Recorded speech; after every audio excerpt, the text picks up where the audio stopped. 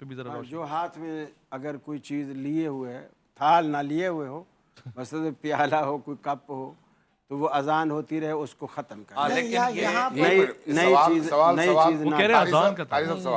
یعنی لمٹ، وہ جو وقت ہے ختم ہونے کے بعد بھی اگر آپ کے ہاتھ میں کپ ہے اور آخری گھونٹ ہے تو آپ کو پینا چاہیے؟ اصل میں وقت تو دیکھیے، سوال یہ ہے کہ اب یہ دیکھنا پڑے گا وہ اذان وقت سے پہلے دے رہا ہے، وقت کے بعد بات اذان کی نہیں ہے نا، پہلے بھی بات ہو گئی نا کہ اذان معیار نہیں ہے، یہ معیار وہ وقت ہے۔ پہلے بحث کر چکے، یہ سنن نسائی میں یہ روایت ہے کہ اگر کوئی چیز ہاتھ میں تو لیے بیٹھا ہے اور پھر اذان ہو گئی ہے تو اسے پورا کر لے، نئی چیز کا آغاز۔ یہاں ایسا ہے کہ دیکھیں ہمارے ہاں یہ کہ اگر وقت ختم ہو گیا، اذان ہوئی یا نہیں ہوئی، اب یہ کھائے گا تو روزہ نہیں ہوگا۔ یہ جس روایت کی طرف اشارہ کر رہے ہیں، اس زمانے میں 2 اذانیں ہوتی تھی، روایات موجود ہے۔ ایک اذان ہوتی تھی تہجد کی، ایک اذان ہوتی تھی بعد میں۔ تو وہ جو ایک روایت ہے کہ بھائی ہاتھ میں کچھ ہے تو وہ کھا لو، تو وہ پہلی اذان سے اس کا تعلق تھا، دوسری اذان سے بالکل تعلق نہیں۔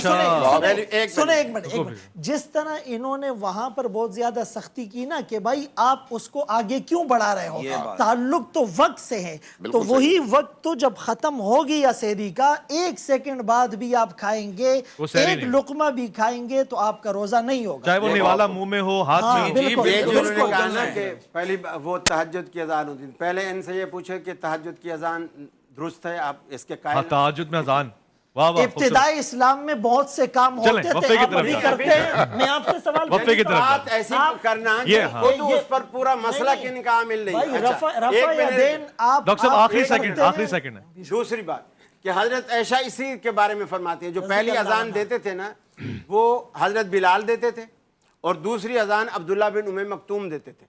دوسری اذان کی اور پہلی اذان کے درمیان فرق کتنا ہے، جس کو یہ تہجد کی اذان کہہ رہے ہیں؟ وہ کہہ رہے ہیں کہ بلال اترتے تھے اور عبداللہ بن ام مکتوم چڑھتے تھے، تو پھر بھی تو 2 اذانیں تو ہوئی نا۔ یہ تہجد کا اذان ہو گیا۔ آپ نے مان لیا کہ تہجد کی اذان ہوتی تھی، وہ کہہ رہے تہجد کی نہیں ہوتی تھی۔ میں یہ کہہ رہا ہوں کہ ایک پیلی بتی، اچھا چلو وہ ہاں یہ بتی سے سمجھ میں ہے۔ اچھا یہ حضرت عائشہ رضی اللہ عنہ کی روایت سے یہ ثابت کریں کہ مطلب وہ اترتے تھے۔ چلیں اس گفتگو کو آج سمیٹ لیں گے۔